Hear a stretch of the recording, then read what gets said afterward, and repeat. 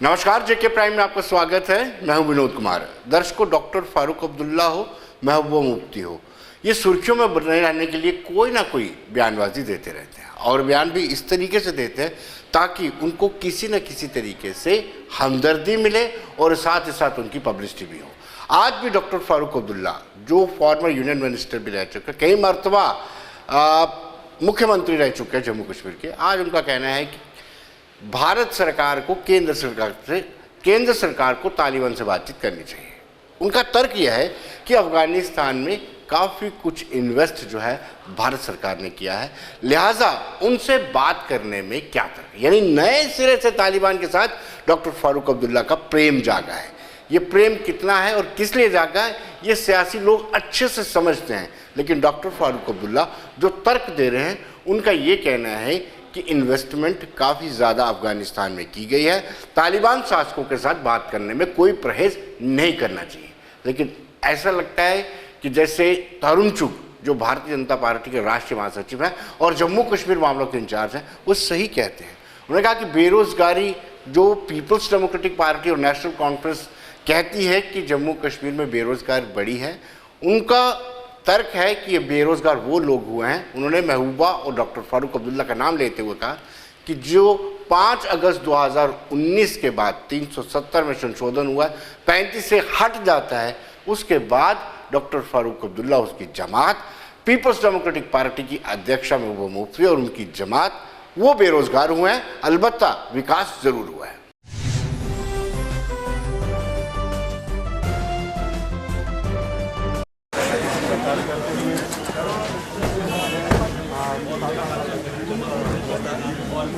चलना कि चलना चलना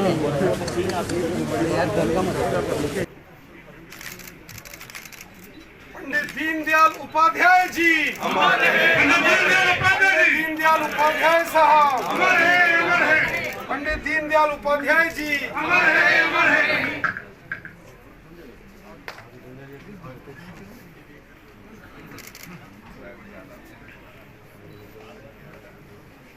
जनगणति पे भारतीय जनता पार्टी जम्मू जिला की तरफ से आज ये कार्यक्रम रखा गया है। इसमें आज भारतीय जनता पार्टी के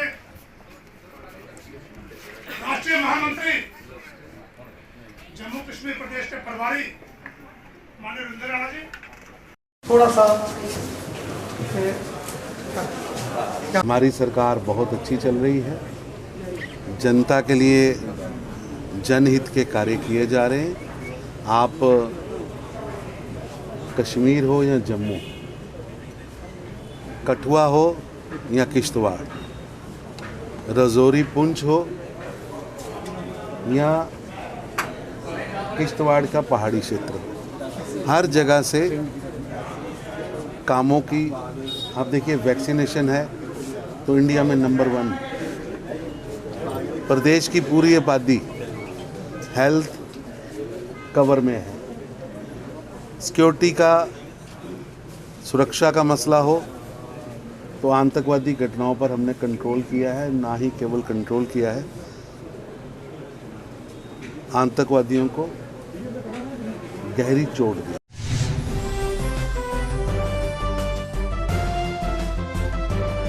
दर्शकों, फोन लाइन पर हमारे साथ सीधे जुड़ चुके हैं भारतीय जनता पार्टी के spokes person brigadier Anil Gupta. Brigadier साहब, एक मरतबा फिर महबूबा के बाद अब डॉक्टर फारूक अब्दुल्ला का तालिबान प्रेम जागा है।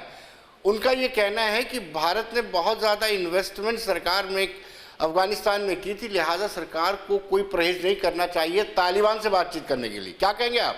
देखिए, साफ जाहिर है कि डॉक्टर फारूक अब्दुल्ला का महबूबा मुफ्ती की तरह ही जो आतंकवादियों के साथ प्रेम है वो साफ झलक रहा है जी। वो चाहते हैं कि आतंकियों को मेन स्ट्रीम में लाया जाए। बेशक तालिबान वहां पर सरकार बना रहे हैं, उन्हें अफगान लोग नहीं उनको मान रहे, तो हम कैसे उसको मान सकते हैं जी। अभी दुनिया के ज्यादातर देशों ने तालिबान की सरकार को नहीं माना है, ना ही उसे मंजूरी दी है। भारत का साफ कहना है कि जब तक इंक्लूसिव सरकार वहां पर नहीं बनेगी, तब तक वो तालिबान की सरकार को मान्यता नहीं देंगे। मेरी नजर में डॉक्टर फारूक अब्दुल्ला का ये कहना साफ जाहिर करता है कि कहीं ना कहीं उनके मन में आतंकवादियों के लिए एक खास जगह है। ब्रिगेडियर साहब, क्या आपको लगता है कि किसी खास मंशा के कारण राजनीति से प्रेरित ये बयान है? बिल्कुल, डॉक्टर फारूक अब्दुल्ला का कोई भी बयान जो होता है वो राजनीति से प्रेरित होता है और साथ साथ लाइमलाइट पर रहने के लिए होता है। वो आम से हटकर बयान देना चाहते हैं ताकि वो उनका जो बयान है वो हेडलाइन बने, वो इसी कोशिश में रहते हैं। और मुझे नहीं लगता कि वो सीरियस है, क्योंकि उनका आज कुछ कहते हैं कल कुछ कहते हैं, ये हमने कई बार देखा है जी। तो इसलिए बड़ी गंभीरता के साथ भी हमें डॉक्टर फारूक अब्दुल्ला के बयान को नहीं लेना चाहिए। जी, बहुत बहुत शुक्रिया।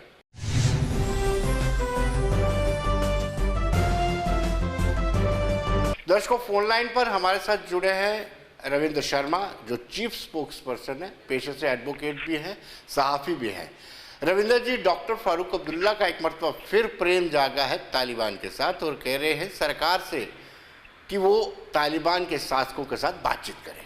देखिए, डॉक्टर फारूक अब्दुल्ला साहब का बयान तो मैंने नहीं देखा अभी तक, लेकिन जो आप बता रहे हैं जी, जहाँ तक हमारा मानना है कि तालिबान जो है वो अफगानिस्तान में इस वक्त हुकूमत में है और हमारी सरकार जो है पिछले कुछ अरसे से तालिबान के साथ किसी विदेशी मुल्क जो है वहाँ पे बातचीत में शामिल थी और ये बात किसी ने डिनाई नहीं की, क्योंकि जब अमेरिका के साथ तालिबान के कुछ रिप्रेजेंटेटिव्स की पिछले 1 साल से बातचीत चल रही थी और उसमें सुना गया था कि किसी दूसरे कंट्री ने उसमें सालसी की, उसमें भारतवर्ष के भी कुछ दूत जो है वो शामिल हुए। इसलिए इस बात से इनकार तो भारत की सरकार ने भी नहीं किया कि कहीं किसी बात स्टेज पे एंगेजमेंट नहीं हुई, क्योंकि ये असरात नजर आ रहे थे कि अफगानिस्तान में इस तरह से तख्ता पलट होने वाला है जब अमेरिका वहां से छोड़ के जाने वाला है। लेकिन इतना दर्दनाक और इस तरह का होगा ये किसी ने नहीं सोचा था। हमारे अप्रोच में एक गंभीर चिंता का विषय बना हुआ है जिसका सीधा खतरा हमारे साथ हो सकता है, क्योंकि चाइना आज नजर आता है कि तालिबान के साथ है और पाकिस्तान हमारा दुश्मन वो भी साथ है। नहीं, पार्टी कौन सी लाइन टो कर रही है?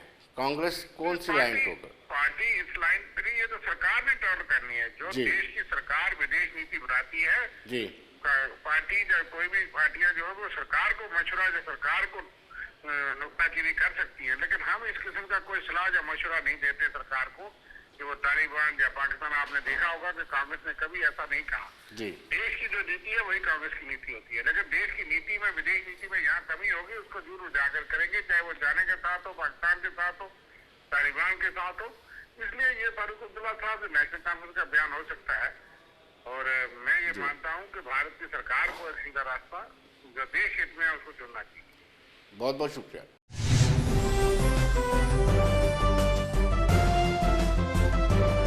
दर्शकों, अब हम बात करेंगे भारतीय जनता पार्टी की। भारतीय जनता पार्टी ने आज देर रात आत्ममंथन किया, आत्मचिंतन किया केशव भवन में बैठ करके। उसका कारण आपको बताते चले कि भारतीय जनता पार्टी ने कभी ये सोचा नहीं था कि गैर भाजपाई संगठन कोई जम्मू बंद करवा सकता है और सफलतापूर्वक बंद करवा सकता है। Chamber of commerce and industry ने कॉल दी, बाकी व्यापारी संगठनों ने समर्थन किया और जम्मू बंद हुआ। जिस दिन जम्मू पूरा बंद हुआ, हम सब जानते हैं जियो मार्ट को लेकर के जो रिलायंस के मार्ट खुलने वाले हैं उनको लेकर के जम्मू बंद था और बंद सफलता पूर्वक रहा, यानी सफल रहा, सक्सेसफुल रहा, जिसके चलते भारतीय जनता पार्टी की नींदें उड़ी हुई हैं। और शायद केशव भवन में बैठ करके इस पर आत्मचिंतन किया गया, आत्ममंथन किया गया, जिसमें तरुण चुग के अलावा बाकी भी बड़े नेता मौजूद थे। पीएमओ में राज्य मंत्री डॉक्टर जितेंद्र सिंह के अलावा भी संघ के पदाधिकारी भी वहाँ पर मौजूद थे। लेकिन आज आपको बताते चले कि पंडित दीनदयाल उपाध्याय की जयंती बहुत ही अच्छे तरीके से मनाएगी। यूटी जम्मू कश्मीर में कभी हमने कल्पना नहीं की थी कि अनंतनाग हो, बारामूला हो, वहाँ पर पंडित दीनदयाल उपाध्याय जी की जयंती मनाई जाएगी, लेकिन वहाँ पर भी मनाएगी। बारामूला के संग्रामा में अभिजीत जसरोटिया थे, फिर अनंतनाग में भाजपा के नेता थे। आइए देखें।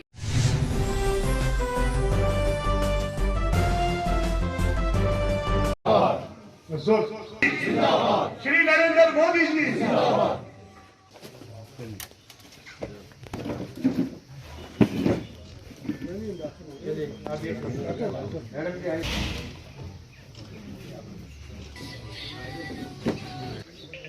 आज युवा के जनता और उनके साथ साथ कॉन्स्टिट्यूंसी प्रेसिडेंट को जन्म दिवस उनका मनाया और हमने ये नारे दिए कि वो अमर रहें।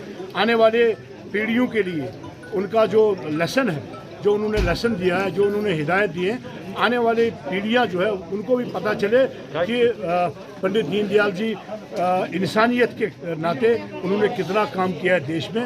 आज हम उनको फिर एक बार तहे दिल से उनका जो है खराजी की। This is Baramulla and we are in Sangrama right now. See how the people are enthusiastically participating, and for the first time in the history we are celebrating Pandit Deendayal Upadhyay Jayanti in Baramulla.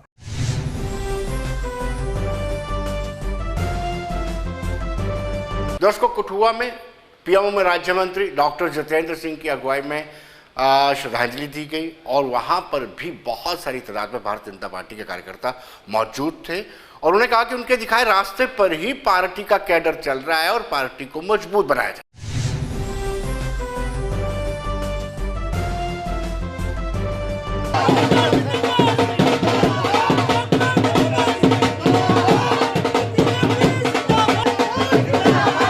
Pandit Deendayal Upadhyay ji अमर रहे, अमर रहे।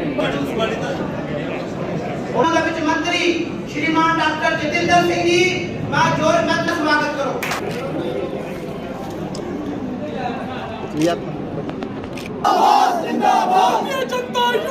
मोदी जी के द्वारा रखे गए विषयों को गंभीरता से समझते भी हैं और उसका पालन करने को भी तैयार है। विदेश मंत्रालय अपना काम कर रहा है, हर घटनाक्रम का संज्ञान लेते हुए जो देश हित में होता है उसका वो उसी तरह से आगे की रणनीति तय करती है। ऐसा है कि इस विषय पे बात करने के लिए मुझे नहीं लगता ये कोई बड़ा उचित समय है। हमारा विदेश मंत्रालय, हमारा रक्षा मंत्रालय वो हर तरह की घटनाक्रम का संज्ञान रख करके जो देश हित में होता है वो आगे की रणनीति उसी के आधार पर तय की जाती है।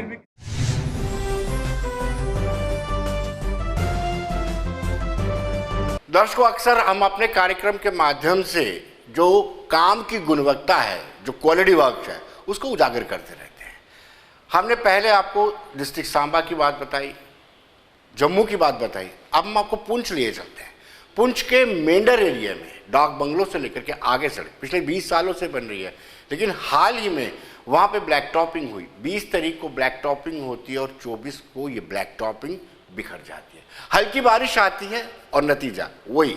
हम बार बार जोर देते हैं कि सरकार को क्वालिटी वर्क पर ध्यान देना चाहिए, लेकिन सरकार उस पर ध्यान नहीं देती है। आप देखेंगे किस तरीके से पैचेस लगे हुए हैं, आप अपनी स्क्रीन पे देख रहे हैं कि किस तरीके से आनन फानन में पैचेस लगाए गए और कॉन्ट्रैक्टर और विभाग की मिली भगत से सरकारी खजाने को सेंध लग रही है।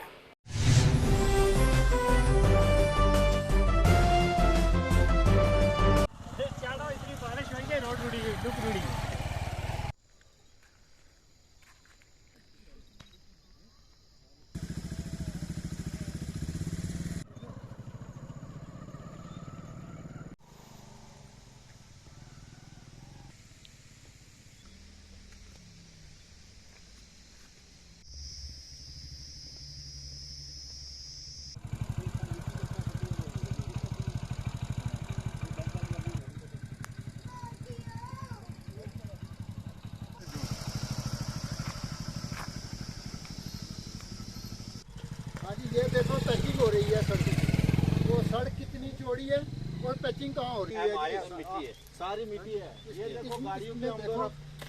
हम इस वक्त यहाँ पे ये जो गोल हमारी बैंड डाक बंगला टू गोलद बालाकोट रोड पे खड़े हैं। इस रोड के ऊपर पिछले मुझे लगता है ये 15 साल से यहाँ काम चल रहा है इसका।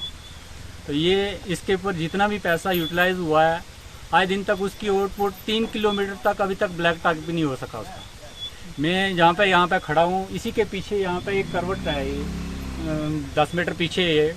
उस करवट के ऊपर मेरे हिसाब से उन्होंने कितनी बार काम किया होगा, कितनी बार ब्लैक टॉप किया। वो आए दिन परसों इन्होंने ब्लैक टॉप डाला और उसी दिन रात को बरसात हुई और वो ब्लैक टॉप भी ख़त्म और वहाँ पर रोड भी बिल्कुल मतलब निकलने के काबिल नहीं है। तो ये हमारी रोड है, ये देखिए हमारे कैमरामैन ये दिखा रहे हैं। ये रोड देखिए सर, इसकी क्या हालत है। ये अरसा हो गया, इसको 20 साल हो गए रोड को बनते हुए, पर आज तक ये मुकम्मल नहीं हुए। ये पीडब्ल्यूडी के अंडर है, और जो पीडब्ल्यूडी के हमारे लोकल मुलाजम है और यहाँ के लोकल ठेकेदार हैं, ये इनकी मिली भगत है। पीडब्ल्यूडी वाले पैसा खाते हैं, उनसे पैसा लेते हैं, रिश्वत लेते हैं, लेकर काम कोई नहीं हो रहा है। अभी ब्लैक टॉप का काम, ये पैचिंग का काम हुआ है, हम आपको दिखाएंगे वहाँ चलकर। ये 4 दिन पहले काम हुआ है और पैच वर्क जो है बिल्कुल उखड़ गया है, और ये रोड इतनी खस्ता है हालत है इसकी, और कम से कम यहाँ 50-60 गाड़ियाँ एक दिन में चलती हैं यहाँ। तो इस रोड की ये इतनी बुरी हालत है, यहाँ इंसान का पैदल चलना भी दुश्वार है। तो हमारी इंतज़ामिया से यही गुजारिश है कि जल्द अज जल्द इसकी कार्रवाई की जाए, और जो लोग इसमें मुलव्वस हैं उनके साथ कड़ी से कड़ी कार्रवाई की जाए और सख्त से सख्त कार्रवाई की जाए।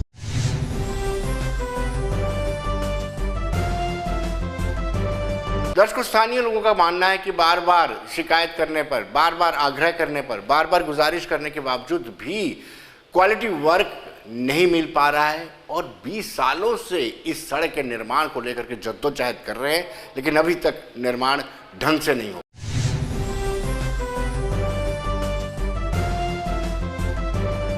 बीस साल हो गए, अरसा 20 साल होने के बावजूद भी पहला 3 किलोमीटर जो है वही मुकम्मल नहीं हो रहा है। और ये एक सेफ रोड थी तकरीबन, ये रोड 50,000 फैमिली को जो फाल करती है, और आज दिन तक ये महकमा की कोताहियों की वजह से और मिली भगत से ठेकेदारों ने यहाँ सिर्फ ये एक ATM बनाया हुआ है कि जब दिल चाहे ठेका ले लिया, काम करो ना करो, बिल बनवाने और बिल निकालने हैं। ये तकरीबन 2 साल पहले जब लुक पड़ी तो उस वक्त हमने महकमा से शिकायत की कि लुक नहीं डाल रहे हैं, अच्छी नहीं डाल रहे हैं, ये सब मिट्टी है, बजरी नहीं है। वो कहने लगे नहीं जी आपको क्या है, ये इनका 5 साल की इनकी जिम्मेवारी है, ये आएंगे, ये पैच लगाएंगे, कोई भी नहीं आया। ये कबल 10 दिन पहले ये इसका जो टेंडर ठेकेदार था उसको ये पैचिंग का 3 किलोमीटर, जबकि उसने 2.5 किलोमीटर से शुरू किया है। ये एरिया जो है ये छोड़ दिया है, और 3 किलोमीटर का ये निशान आगे लगा हुआ है जो इन्होंने महकमे ने लगाया हुआ है। वो इस रोड की खस्ता हालत है। 20 तारीख को उन्होंने ये पैचिंग की थी, और आज 25 तारीख है कि 24 है, और वो ब्लैक टॉप जितनी भी थी वो सब उखड़ गई है।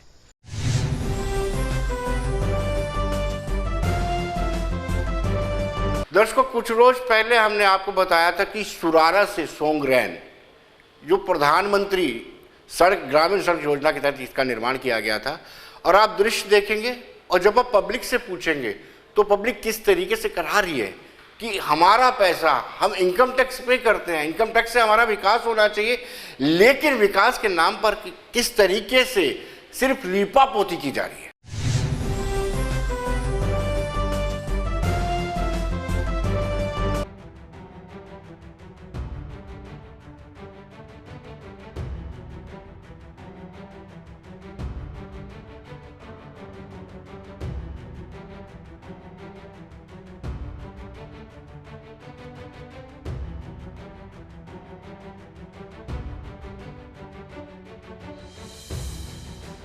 ये जो रोड बना हुआ है, हमारी लोगों की बहुत अरसे से ये डिमांड थी कि हमें ये रोड चाहिए। अगर प्रधानमंत्री साहब या गवर्नमेंट ने, प्रशासन ने ये रोड हमें दिया है, जहाँ ठेकेदार ने जो हमें पुल बना कर दिया है, तो आगे जो रोड है सुराड़ा से इधर जाता है सुम तक, अभी पता नहीं कंप्लीट किया है या नहीं किया। आगे इन्होंने जितना रोड इन्होंने हमें कंप्लीट करके दिया है, तो आप ये रोड की हालत देखिए। बरसात के मौसम में हमें इतनी दिक्कत होती है कि जो पार बैठा होता है वो पार ही रहता है, जो इधर होता है वो इधर ही रहता है, इतना पानी होता है। शासन से यही मांग करेंगे कि इस रोड को दोबारा जहाँ तो इसकी रिपेयर की जाए। आने जाने की भी दिक्कत है, कोई आएगा, कोई इधर फंस जाता है, कोई गिर जाएगा, कोई मोटरसाइकिल वाला आता है। कम से कम रोज़ के कम से कम भी 100 के ज़्यादा गाड़ी और आती है और जाती है, जहाँ से जो सुम को जाती हैं और नीचे जाएंगी, कूटा में जाएंगी। तो आपने ये रोड देख लिया है, गवर्नमेंट ने पैसा दिया है तो ठेकेदार ने टेंडर लिया था।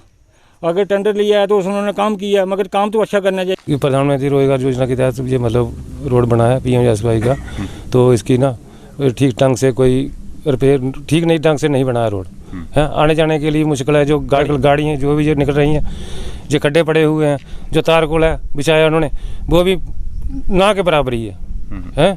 तो बाकी प्रशासन से यही मांग करते हैं हम कि इस रोड की मरम्मत की जाए दोबारा। तो बहुत परेशानी थी है, नाले में पानी आता था, जो उधर के पार के थे पार, उस गवर्नमेंट ने हमें पुल भी दिया है, पुल दिया, रोड भी दिया, सब कुछ पैसे आए, रिलीज हुए, ठेकेदारों ने निकाल भी लिए टाइम पे। तो जब ये रोड बनने की बारी आई तो ठेकेदार ने ऐसा काम किया।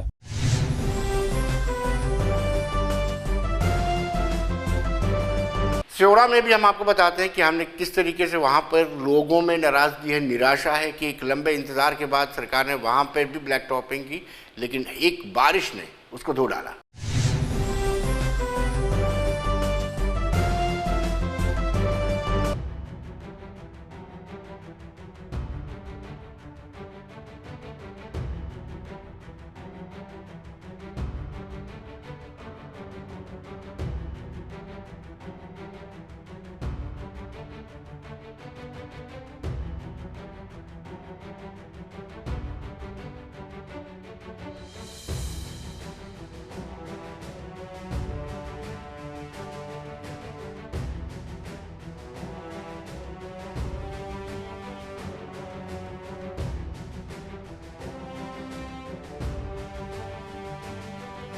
वो काला तेल ही ऊपर उन्होंने छड़काया, 2 मिनट रूल फेरे चलो जी। कितनी देर बाद बनी है ये? कोई 2004 च बनी है, गुरचैन सिंह टाड़क के टाइम पर।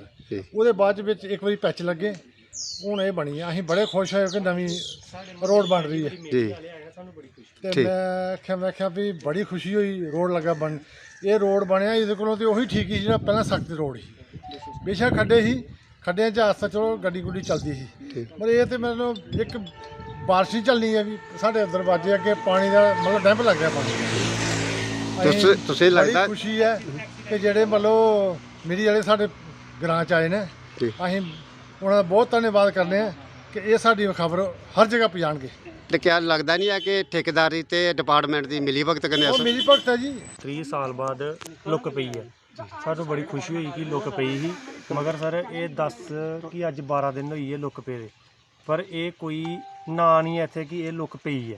ये लुक दिक्खो सर, तुम दिक्खी सकते हो आपे तुंदे सामने, कोई लुक कोई पता नहीं लगा कि इंची है या अद्धी इंची है सर। ये सिर्फ इ'यां पानी सिर्फ सुट्टियै गेदे न काला।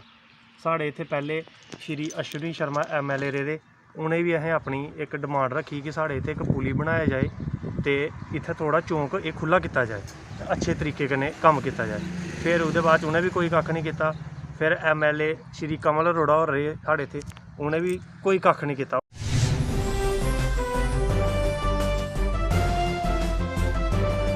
दरअसल सरकार ने आदेश जारी किया है कि मुलाजमों को सिर्फ 2018 में जब पंचायत के चुनाव हुए थे, उन पंचायत चुनावों कराने में, चुनाव को कंडक्ट कराने में जो लोग मुलाजिम गए थे उनको 1-1 महीने की सैलरी दी गई थी। लेकिन अब सरकार ने ये फैसला लिया है कि वो बेसिक सैलरी दी जाएगी, बाकी ऊपर के पक्ष नहीं दिए जाएंगे, वो वापस लिए जाएंगे। और उसमें जो लोग रिटायर भी हो चुके हैं उनके भी पेंशन के माध्यम से उनके पैसे वापस लिए जाएंगे। लेकिन मुलाजमों का कहना है कि कहीं ना कहीं इस फैसले पर दोबारा से विचार करना।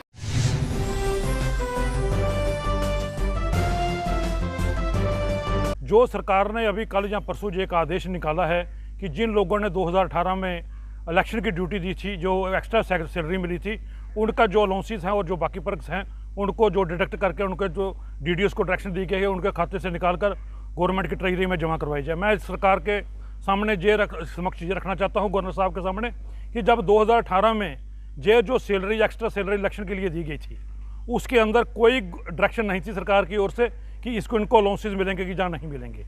उस गवर्नमेंट के डायरेक्शन के मुताबिक 1 मंथ की सैलरी जो हमारे क्लास ऑफ फोर्स एम्प्लॉइज़ थे उनका पूरी स्टेट के अंदर डिफरेंट जो DCs थे, DC साहबान ने उनकी जो क्लास फोर्थ एम्प्लॉइज़ की उनकी सैलरी विद अलाउंसेस निकाली।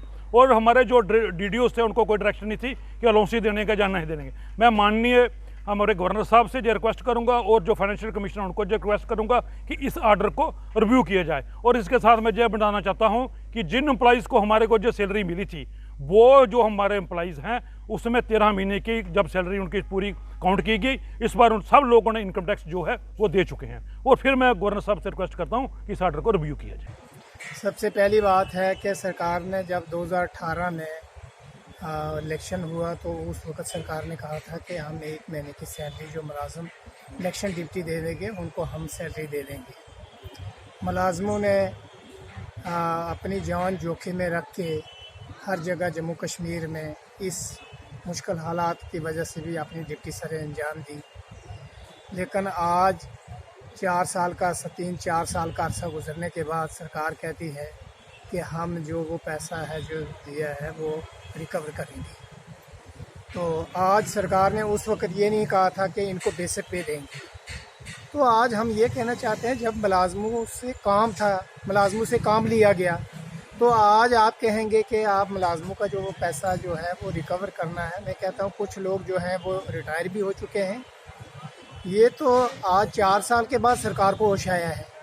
तो हम कहते हैं ये नहीं होना चाहिए, क्योंकि मुलाजम जो है इस वक्त हमारा मुलाजम जो है अगर दयानतदारी और ईमानदारी के साथ काम करता है तो ये मुलाजमों पर ऐसे इस किस्म के रूल थापने, इस किस्म की चीज़ें करनी, तो मुझे लगता है कि ये चीज़ें नहीं होनी चाहिए।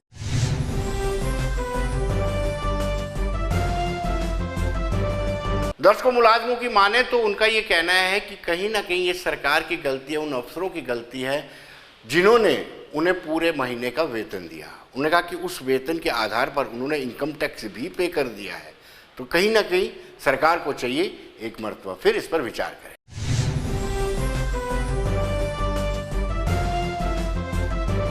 मैं ये कहना चाहता हूँ कि एक तो ये बात है कि गवर्नमेंट को, कोई भी गवर्नमेंट है, उसकी क्रेडिबिलिटी का सवाल होता है।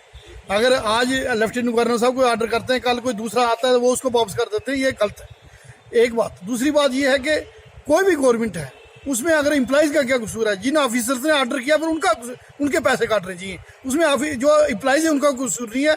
जो एम्प्लॉय रिटायर हो गए, कोई मर गए, उनकी आप तनख्वाह काटेंगे, ये एक ज्यादती है, ये बहुत गलत है। मैं ये कहना चाहता हूँ कि ये एक गवर्नमेंट की, मैंने पहले भी कहा, क्रेडिबिलिटी का सवाल है।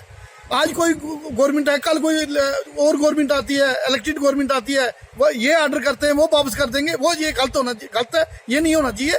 जो भी ऑर्डर हो गया है, जो लोगों को मिल गया है, उसको वो एम्प्लॉइज की बेनिफिट के मिले। एम्प्लॉइज ने अपनी जान जोखिम में डाल के ड्यूटियां की थी, तब अगर उन्होंने कुछ मिला है तो उनको वो वापस नहीं करना चाहिए।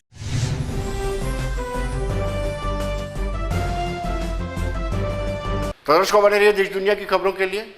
मुझे दीजिए इजाजत।